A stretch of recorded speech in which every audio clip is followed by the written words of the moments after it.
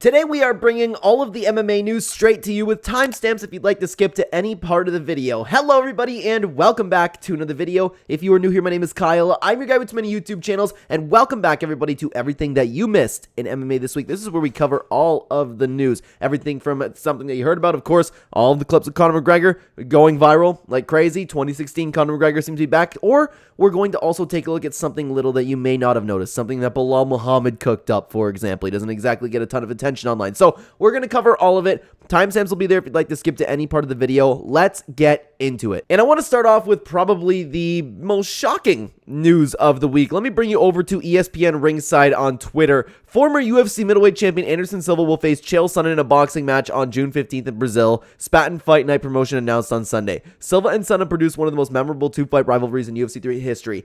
To see these two actually coming back together is insane. I don't want to play it with copyright, but Chael uploaded a video where he was just looking down. He's like, "Oh, you, Anderson, I'm back." And he had like that awesome, like charming Chael smile that he has.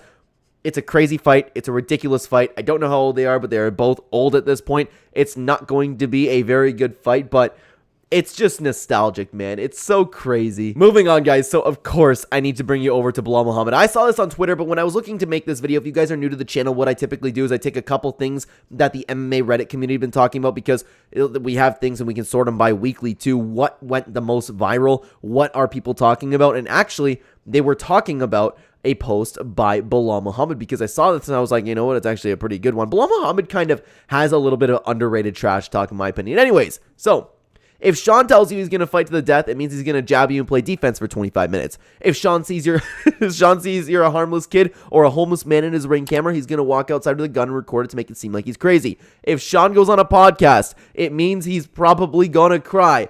Dude, Belal Muhammad cooked Sean Strickland. So this is what I like. Don't get me wrong, man. I like Sean Strickland. I'm neutral to my feelings towards Sean Strickland. I think he's hilarious. I think he's a great fighter. I think he's an awesome champion. I think he's great for the sport, but I hate the hypocrisy about that man. So I don't know what actually provoked Belal Muhammad to say this. Sean Strickland probably said something about the Leon fight, to be honest with you, but Belal Muhammad actually cooked Strickland with that one, man. Continuing on, of course, probably the biggest piece of news I have for all of you guys is 2016 Conor McGregor seems to be back. He went on an absolute insult spree. You gotta go watch the clips from that interview. It's crazy, and again, I don't want to get copyrighted over here. I know the UFC, and I don't know who exactly hosted that interview, but just erring on the side of safety here. I would react to everything, but you've probably seen a bunch of reaction videos of that. So Conor McGregor was talking about Islam Makhachev, Habib, he was talking about Ilia Topuira. I find the Ilia Topuira one funniest, to be honest with you, because Ilia is talking like he's this massive star. He's going to be the most paid athlete of all time. I think it was athlete in general that he said he wanted to be the most paid. But regardless, he's talking like he's this big, bad superstar. And Conor McGregor goes, Ilia Topuira, bum. He's going to make no money. Like, I love that he went on that spree. And also, what's a little bit unfortunate is it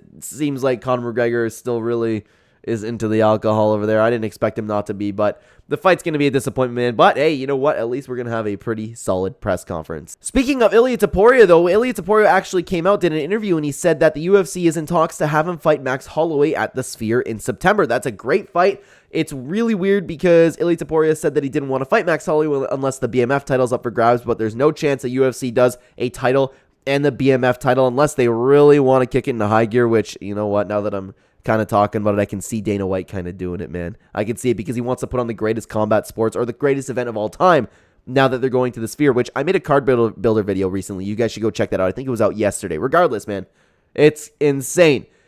I now think that this is actually a possibility the more that I'm talking about it. Let me know what you guys think down below, but apparently they're in talks right now to have Ilia Topuria versus Max Holloway. Continuing on, guys, I want to take you over to a post from MMA Orbit over on Reddit, and I apologize, I'm still getting used to these these buttons for the scenes over here. Anyways, Khalil Rountree has accepted a 2-month sanction retroactive to May 4th after self-reporting a violation of UFC's anti-doping policy after he took a supplement that contained a banned substance. He'll be able to return to competition from July 4th, meaning he remains out of his UFC 303 fight with Jamal Hill on June 29th. Yeah, so Khalil Rountree, if you guys didn't know, of course, he apparently he consumed a tainted supplement. He was trusting somebody that knew that all of his restrictions and stuff, but he ended up consuming it anyways. He got flagged. He was the one that came up with all the information. He seems to be having a pretty good story behind it, but of course, I never know what to believe anymore with these people, man. But Rountree does seem, he seems I could be wrong about this, but he seems a little bit more honest than a lot of guys that would start talking about this. So, hey, regardless, he's going to be fighting soon. Moving on, guys, I want to take you back over to Reddit. This was one of the most trending posts of the week, and of course, it is about Jon Jones claiming that he is going to retire after his Stipe Miocic fight. Jon Jones just confirmed in some random guy's DMs that he's going to retire after that Miocic fight. So this is Jon Jones being as insecure as possible. If you're interested, I made a couple videos already taking a look at Jon Jones's tweets because it's crazy what he's doing, man. But anyways, in a leaked DM with somebody, just a random person, Jon said, okay, what if I'm filthy rich and literally own not one but two small mansions in the same town? What does that make me? Just curious. And the reply to this, all of that money and you're still this much of an insecure coward, LMFAO. Just go fight Stipe and retire so we can forget about you already. Keep ducking, pal. And you know that Jon Jones, that got under his skin, man. That because so we can forget about you already. That's the big one. So anyways, and I thought there was another post over here. There was that. Oh, there we go. Okay.